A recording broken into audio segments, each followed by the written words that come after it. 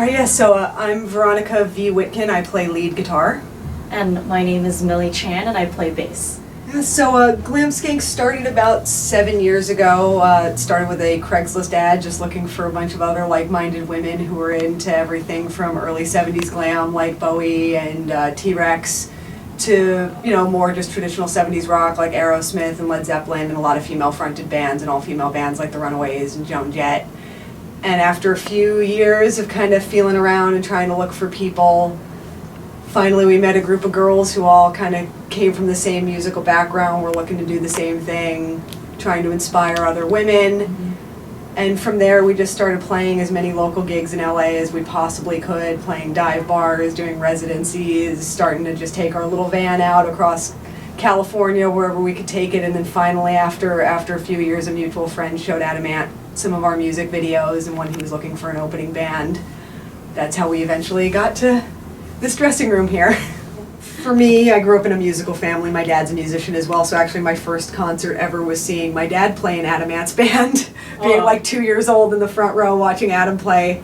My first album that really clicked for me, I got a Go-Go's album when I was about 5 years old, and seeing women writing their own songs, not being pop artists, playing their own instruments, that was kind of my moment. And when I was 12, my dad got me, he got me instruments throughout my life, but when I was 12, that's when I really started pursuing it. Yeah, same for me when I was around 12 and 13, you know, being an angry teenager with a lot of problems, really got into punk music, and I remember buying a box set called 70s Punk Rebellion box set, and it had 4 CDs with all the amazing punk bands from the 70s, and I just listened to them on repeat. And I remember when, you know, I got a little older, I found a really cool girl band called Fabulous Disaster, because I'm from the Bay Area, San Francisco. And I went to see their show, and I just seeing 4 women just rock out and be super powerful and, you know, not giving a shit about what anyone thinks. That was so inspirational being a teenager. And I thought to myself, all right, I'm going to start a girl band. I started my first girl punk band when I was around 13, 14. And we were called Oh Man, and I'm too embarrassed to even listen to it now. I mean, everyone had to go through that awful first band experience. And after that, I joined an all-girl tribute band to Turbo Negro called Turbo Negra, and I wasn't even 18 yet, and we started touring Europe, and I played in other type of punk bands. They didn't last very long.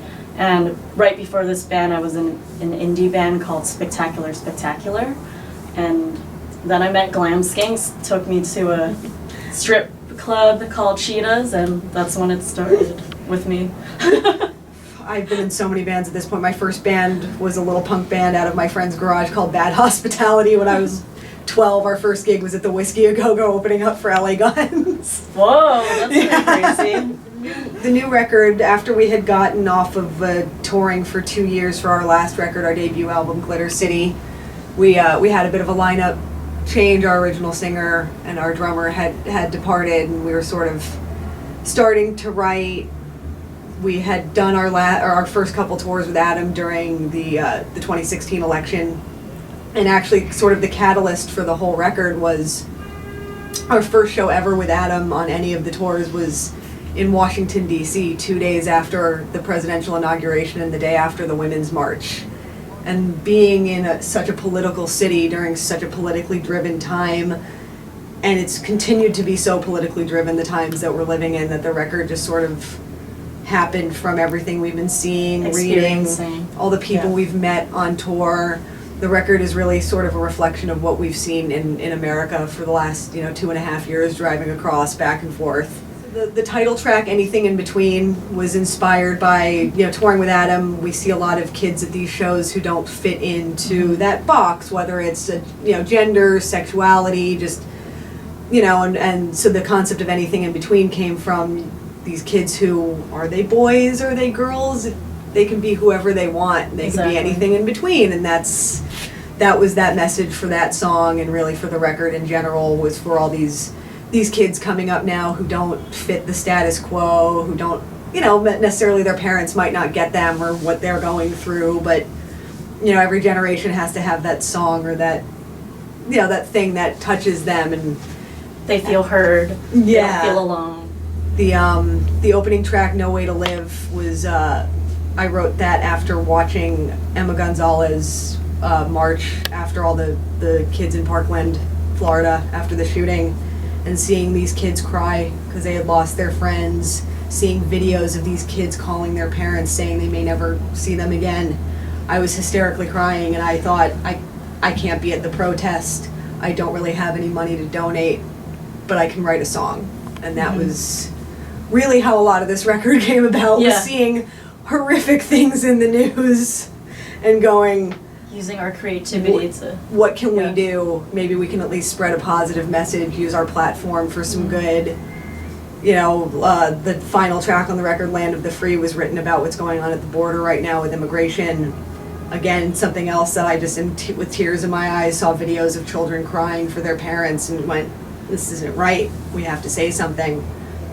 And so that's been really the influence on most of the records. Some of the records not as political. We try to give people a break every once in a while. Exactly. We don't Cyborg Woman going back in time. Yeah, 45 straight minutes of you know, that might have been too much for everybody, so we try to break it up a little bit. We definitely want to keep touring. We want to make that our full-time situation. We just love being on the road, sharing our message, our music to everyone, and basically seeing the world and seeing how different it is from where we are, because we're spoiled, we come from California, but everything's so different outside of California. So we've gotten to tour Europe and UK and all over the US, and it really opens our eyes and really inspires us to really help with our music and creativity. Yeah, and we hopefully the next place we hit is Japan. So if anybody out there has any connections, we'd love to come to Japan. That's our 2020. Yeah, that's our goal. Our 2020 goal is to get to Japan. We definitely want to take over the world city by city. We want to come to you, and we want to make a difference in the world, as even the smallest difference. Anything rock and roll can do to save the world, we want to be there to help.